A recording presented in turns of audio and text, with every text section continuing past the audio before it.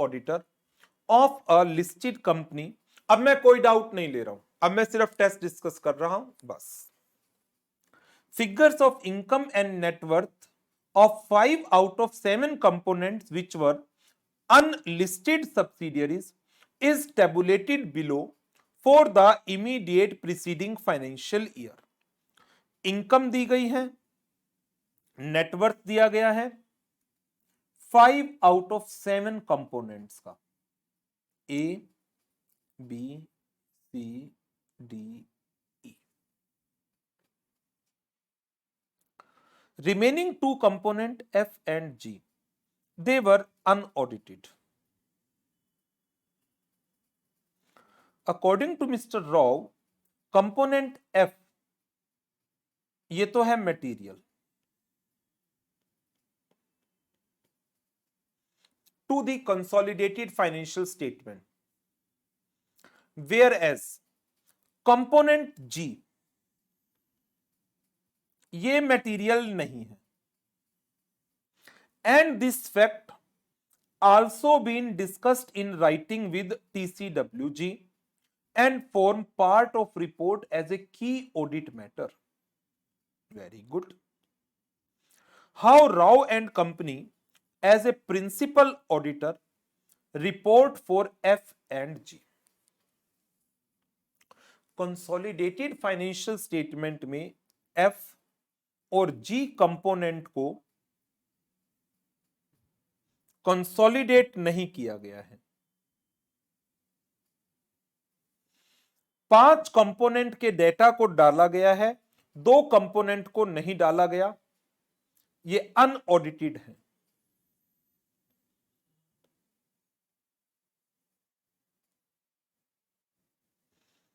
ये मटेरियल है और जी मटेरियल नहीं है। बताइए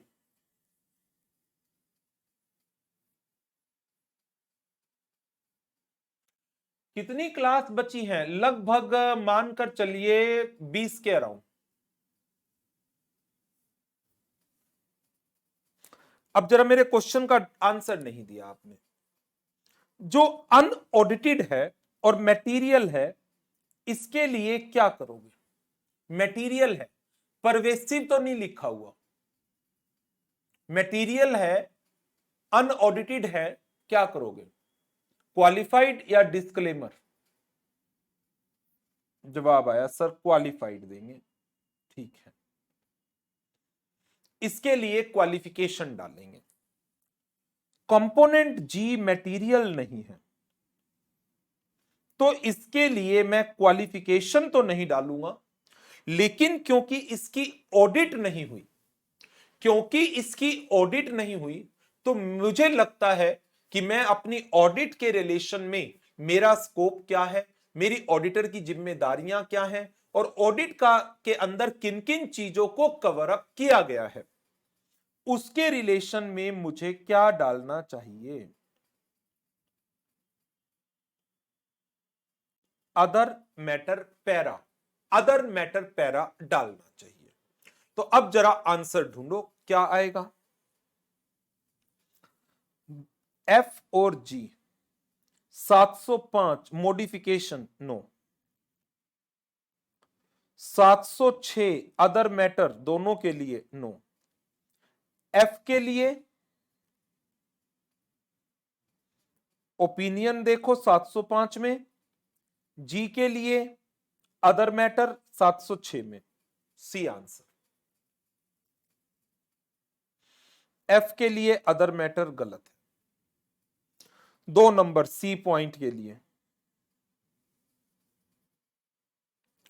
next, mister B is appointed as the statutory auditor. XYZ is required to appoint the internal auditor as per the statutory provisions given in the Companies Act. Appointed Mr. B as its internal auditor. External auditor Mr. A वो internal auditor से direct assistance की demand कर रहा है इन areas में। Evaluating significant accounting estimates गलत, जहां पर भी सिग्निफिकेंट जजमेंट्स इन्वॉल्व है मैनेजमेंट की, वहां पर आपको इंटरनल ऑडिटर की डायरेक्ट असिस्टेंस नहीं लेनी चाहिए। Assembling the risk of material misstatements, जो रिस्क से रिलेटेड मैटर है, जहां पर ऑडिटर की प्रोफेशनल जजमेंट इन्वॉल्व है, नहीं लीजिए। Assessing the risk of material misstatement, no. Assembly, only assembly the information for the external auditor to resolve the exceptions in external confirmation response। यहां कोई जजमेंट नहीं है, सिर्फ इंफॉर्मेशन इकट्ठी करने की बात हो रही है, सिर्फ इंफॉर्मेशन इकट्ठी करने की बात हो रही है, यहां पर हम डायरेक्ट असिस्टेंस ले सकते हैं। Evaluation of result of external confirmation, नहीं। इवेल्युएशन तो ऑडिटर का प्रोफेशनल जजमेंट वाला एरिया है, नहीं ले सकते direct assistance. Evaluating the sufficient evaluation, again evaluation जो है ऑडिटर की प्रोफेशनल जजमेंट इन्वॉल्व करता है, यहां डायरेक्ट असिस्टेंस नहीं ले सकते। Checking accuracy of ageing of account receivable, ageing यहां ले लो, कोई दिक्कत नहीं, क्लासिफिकेशन ही तो है सिर्फ। Checking the accuracy of provision, provision की एक्यूरेसी जजमेंट एरिया है, मैनेजमेंट की बायसनेस इन्वॉल्व हो सकती है इसमें, यहां पर हमें डायरेक्ट असिस्टेंस नहीं लेनी चाहिए। तो हम किन मैटर पर डायरेक्ट असिस्टेंस ले सकते हैं? 3 और 6 के ऊपर। आंसर आएगा सेकंड बी पॉइंट, ओनली 3 और 6। Next, one of the independent director sought information regarding the appointment of internal auditor for the following group companies of which financial information is given below। करोड़ों में figure है previous year की, आदि listed company है, internal audit चाहिए। Ajit unlisted public company है, paid up share capital 50 crore से ज्यादा है पिछले साल की, ऑडिट चाहिए। अनलिस्टेड प्राइवेट कंपनी में सिर्फ टर्नओवर देखी जाती है या लोन देखे जाते हैं। टर्नओवर 200 करोड़ की, लोन 100 करोड़ के। टर्नओवर 200 करोड़ से नीचे है, लोन 100 करोड़ से नीचे है। कौन सी कंपनीज में ऑडिट चाहिए? Internal audit. Adi Ajit, Adi Ajit, B point, B point. तो इसके आंसर हो गए हमारे सी बी बी। कहां गए answer? C B B. 5 number के ये थे आपके मल्टीपल चॉइस क्वेश्चन। नेक्स्ट आगे बढ़ते हैं। नेक्स्ट क्वेश्चन है हमारा, एक्स लिमिटेड की net worth 1300 crore rupees, because of which Ind AS become applicable to them. Company had various derivative contract which were required to be fair valued, for which the company got the fair valuation done through an external third party expert. Statutory auditor involved an auditor expert to audit the valuation of derivatives. Auditor and auditor expert were new to each other. They were working for the first time together but developed a good bonding during the course of the audit.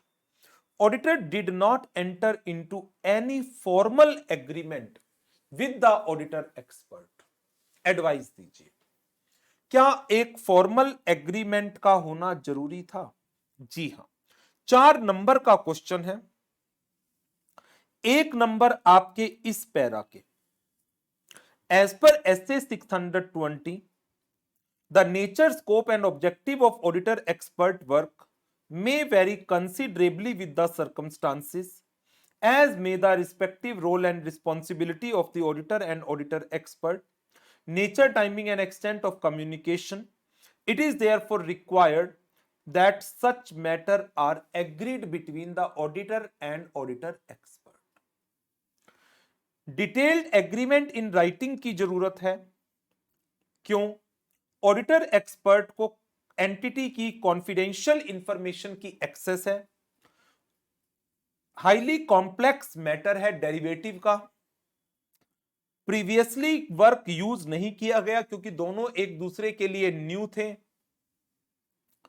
Greater the extent of auditor work and its significance in the context of audit. ये चार matter 2 number के, and hence considering the complexities involved, दोनों new है एक दूसरे के लिए। Auditor should have signed a formal agreement और engagement letter with the auditor expert. 1 number.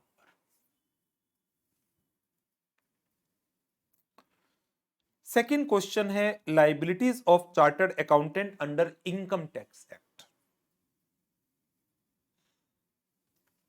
2 number आपको देने हैं सेक्शन 278 के प्रोविजन के, 1 नंबर रूल 12A का और 1 नंबर सेक्शन 271J का। 271J का 10,000 रुपए की penalty for each wrong certificate और report. Question number 2nd, 3rd, 4th में से 2 करने हैं सिर्फ। Consolidation adjustments for current period. 6-7 point है। Intra group transactions and account balances की elimination, uniform accounting policies, disclosures as per AS 21, harmonization, harmonization of different accounting policies, calculation of minority interest, adjustment relating to deferred tax, income and expenses of the subsidiary from the date it gains control।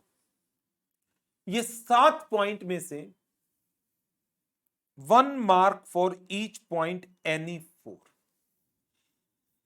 अब आपको ये चीजें check करनी है, क्या आप appropriate 4 point को लिख पाए हैं, कोई भी 4 पॉइंट। और लास्ट क्वेश्चन था हमारा utilisation of resources by the internal auditor. 4 point है, एक नंबर का 1 पॉइंट आपको मैच करना है। क्या आपके पॉइंट मैच करते हैं आंसर से? मैं ये वर्क आपको इसलिए करवाता हूं आपसे चेकिंग, क्योंकि आपको आइडिया लग जाएगा कि आपको अपने आंसर्स किस तरीके से फ्रेम करने होते हैं। इंस्टीट्यूट का जो पेपर चेकर है उसके पास यही आंसर स्कीम होती है, यही मार्किंग स्कीम है, यही सजेस्टेड आंसर्स होते हैं।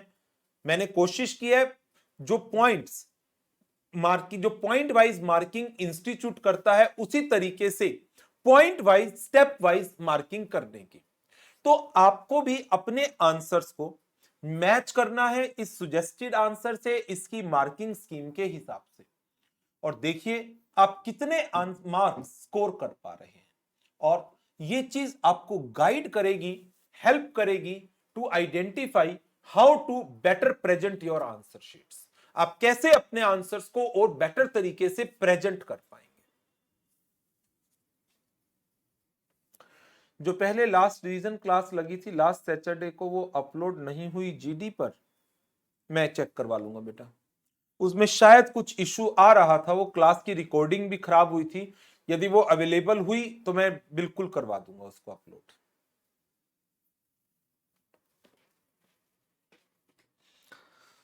तो अब आपको इस तरीके से इन आंसर्स को चेक करना है, और ये जो सजेस्टेड आंसर्स हैं ये मैं गूगल ड्राइव के लिंक पर अपलोड करवा दूंगा। और ये चीज, एक चीज देखिएगा, आप मार्क्स अच्छे स्कोर नहीं कर पा रहे होंगे, उसका ऑब्जेक्टिव अभी क्या है? अभी ठीक है, कोई बात नहीं, मार्क्स अच्छे नहीं आए तो, बट ये चीज आपको हेल्प करेगी कैसे आप इंप्रूव कर सकते हैं। हाँ, इसका मैं अलग से LMS सेक्शन में प्रोवाइड कर दूंगा। हाँ बिल्कुल, LMS सेक्शन में होगा ये चीज। ठीक है, तो आज के लिए इतना ही, और अब मुलाकात करेंगे कल इन्वेस्टिगेशन के टॉपिक के साथ। कल इन्वेस्टिगेशन के टॉपिक को खत्म कर देंगे, फिर बचेगा हमारे पास सिर्फ फोरेंसिक ऑडिट का टॉपिक। ठीक है।